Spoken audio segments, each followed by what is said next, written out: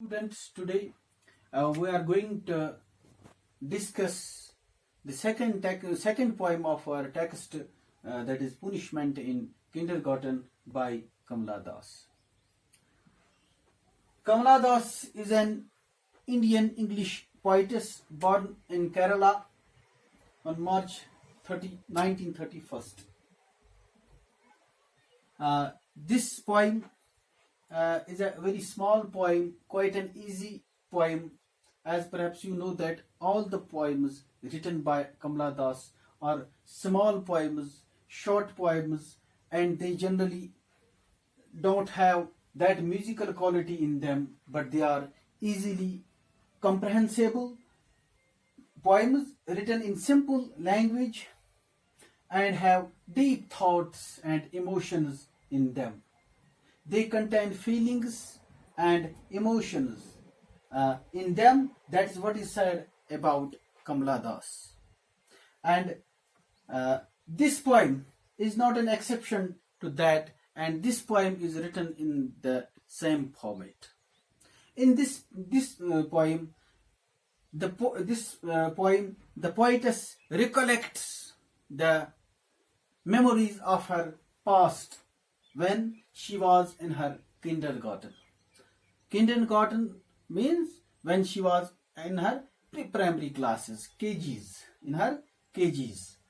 At that time, she was rebuked by her teacher and she in front of her classmates, and she felt hurt. She was insulted by the teacher and she felt very hurt. That made a long and lasting impression on her mind. In this poem, there are two voices. One is the voice of a child, another voice of an adult. In this poem, the poet explains how an adult thinks of herself and how a child behaves. Let's read out this poem and we will try to explain the explanation of this poem. Later on, we will discuss what are the poetic devices which are used by the poet to convey her message in the poem.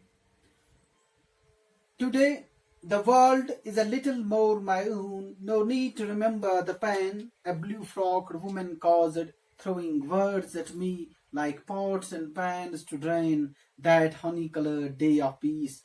Why don't you join the others? What a peculiar child you are.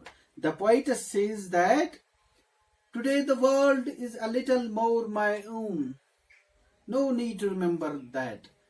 That means the child at this time the poetess says that now today I am grown up. There is no need to remember the pain inflicted upon her by a blue-frocked woman at that time when she was a child. She remembers, she recollects her in her memory. Actually, the poetess at that time, they were on a picnic to somewhere in a garden along with all other classmates. She was feeling shy. She was not mixing up with other students. Her teacher came and rebuked her, asked her to join the other students. A blue-frocked woman caused throwing words at me like pots and pans to drain. तो शायरा ये कहती है कि वो कहीं picnic पर चले गए थे या बचपन की याद दिलाती है, और उसके साथ बाकी अपने दोस्त भी थे और वो उनके साथ मिलजुल नहीं रही थी और शाय थी. तो उस पर उसकी teacher, a blue-frocked woman is the teacher.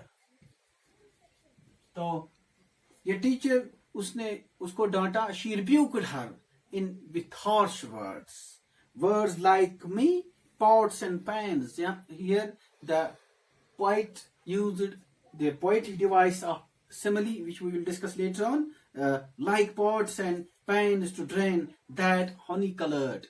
Honey-colored means delightful, beautiful, peaceful day to that honey-colored day of peace, why don't you join the others? What a peculiar child you are. The teacher rebuked her and said to her, you are a strange child. Why don't you mix? Why don't you mingle with other students? On the lawn in clusters sat my schoolmates. At that time, her schoolmates were sitting in groups in the park, sipping sugar cane. They were taking sugar cane juice. They turned and laughed. They laughed when she was humiliated, insulted by the teacher. Children are funny things. They laugh in mirth at others' tears. It is the natural instinct of child to laugh at others' these sorrows. When a child is rebuked or scolded by the teacher, others laugh. They enjoy this scolding by the teacher to others. I buried my face in the sun-warmed hedge and I felt insulted. The poet said, when the students laughed at me, I felt humiliated. I buried my face. I hid my face in the sun-warmed hedge. तो ये शायरा कहती है कि जब बच्चों ने मुझ पर हंसा तो मैंने अपने चेहरे को उन झाड़ियों में छुपाया. And smelt the flowers and the pen. और मैंने ये दर्द वहां पर सा. The words are muffled now. Today, now, the poet says, I'm old. The words are muffled now. The words are peculiar means strange. Muffled means dim. Now they are faded. अब वो यादें बहुत धीमी हो गई है. The laughing face is only a blur.